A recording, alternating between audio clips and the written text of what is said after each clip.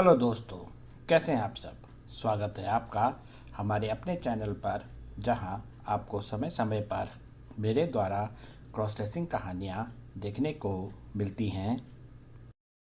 हमारी आज की कहानी का शीर्षक है क्रॉस रेसर की एक चूक। कहानी को पूरा देखिएगा और कहानी पर कमेंट और लाइक ज़रूर किया कीजिए।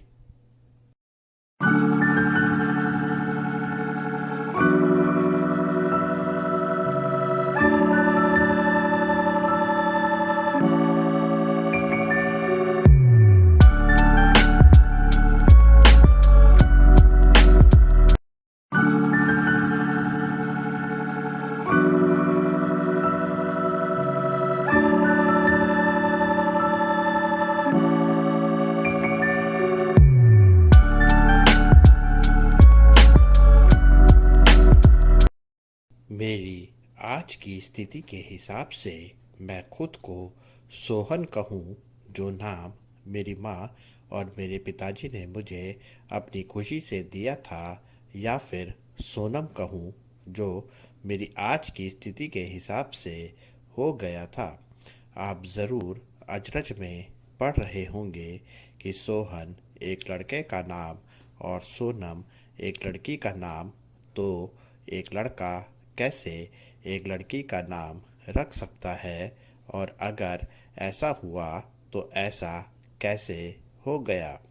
जब मैं आपको अपनी कहानी सुनाऊंगी तो मुझे यकीन है आप ज़रूर मेरी स्थिति को समझ जाएंगे, और मैं आपसे पूरी उम्मीद रखती हूँ कि आप मुझे मेरे जीवन में सही राह चुनने में मेरी मदद भी ज़रूर करेंगे। 12वीं की परीक्षा पास करने के बाद में मेरे माता पिताजी ने मेरा दाखिला हमारे गांव से दूर एक बड़े शहर, जिसे भारत देश की राजधानी नई दिल्ली कहते हैं, वहाँ करवा दिया। घर से इतनी दूर मैं पहली बार अपने घर वालों से दूर हो रही थी। एकांत में रहने का सपना मैं अपने बचपन से देखती आ रही थी, जो अब पूरा होने जा रहा था। मेरा कोई भी रिश्तेदार नई दिल्ली में नहीं रहता था, जिसके घर पर रहकर मैं अपनी पढ़ाई कर पाती। इसलिए मेरे पिताजी ने मेरे रहने की व्यवस्था करने के लिए कॉलेज में बात की। मैं एक मध्यम वर्गीय परिवार से आती हूँ, और कॉलेज के हॉस्टल में रहने का खर्चा मेरे पिताजी के हिसाब से बहुत ही ज़्यादा था। मैंने पिताजी से ज़िद की और अपने लिए कॉलेज के पास ही एक किराया का घर देखने को कहा। ऐसे में मेरे पिताजी ने मेरे रहने के लिए कॉलेज के आसपास एक किराए का घर ढूंढ लिया, जिसमें एक छोटा परिवार रहा करता था। उस परिवार में एक पति पत्नी, जिनकी अभी अभी नई नई शादी हुई थी, वह रहता था, और उसके बगल वाले घर में ही उनके माता पिता रहा करते थे।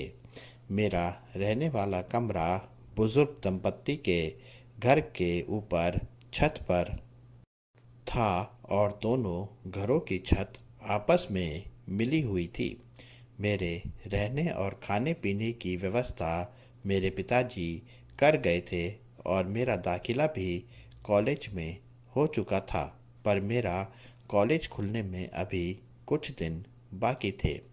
जिस एकांत की बात मैं कर रही थी, वह एकांत मुझे इसलिए चाहिए था क्योंकि मैं बचपन से ही अपनी उम्र के लड़कों से अलग थी। शरीर मेरा एक लड़के का था, नाम भी मेरा एक लड़के का था, आवाज़ कदकाठी भी मेरी एक लड़के जैसी ही थी। फिर ऐसा मुझ में क्या था जो मुझे अपनी उम्र के और लड़कों से अलग करती थी?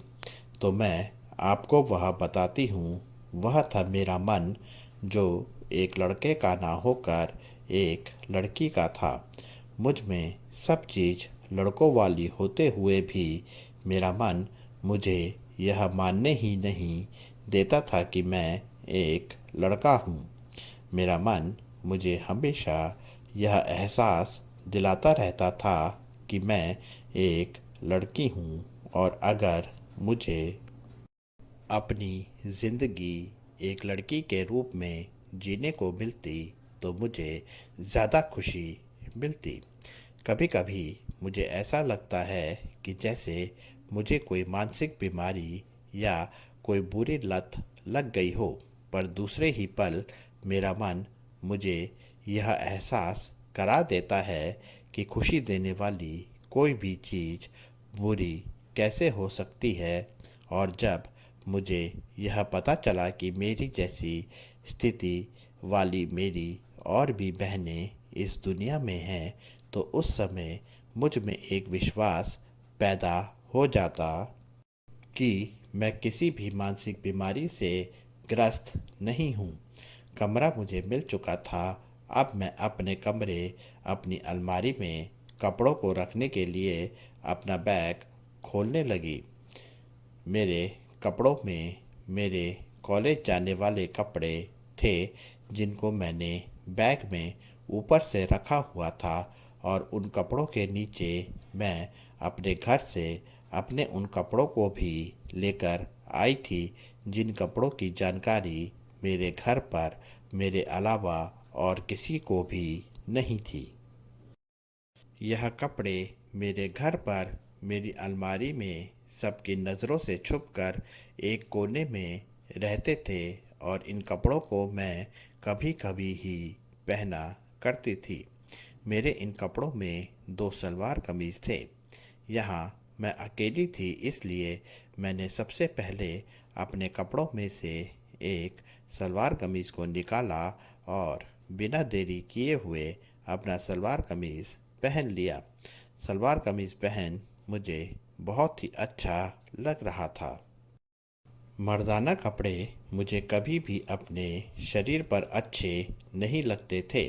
वो तो मेरी मजबूरी हो जाती थी कि मुझे इस दुनिया के सामने मर्दाने कपड़ों में रहना पड़ता था। सलवार कमीज़ पहन मैंने अपने कमरे की पूरी तरह से सफाई की, और अपने कपड़े अलमारी में रख कर मैं सलवार कमीज़ पहन ही सो गई। मेरे खाने पीने की व्यवस्था मेरे पिताजी ने मकान मालिक के साथ की थी, इसलिए अब मेरी मुलाकात घर में रहने वाले लोगों के साथ होने लगी थी। खाने के समय पर हम सब मिलकर एक साथ ही खाना खाया करते थे। बुजुर्ग दंपत्ति को मैं चाचा चाची और उनके बेटे और बहू को मैं भैया और भाभी कहा करती थी। थोड़े समय में ही मैं उनके साथ उनके परिवार के सदस्य की तरह घुल मिल गई थी। भैया एक बड़ी कंपनी में मैनेजर की पोस्ट पर तैनात थे, और उनके पिताजी अपने काम से सेवानिवृत्त हो चुके थे।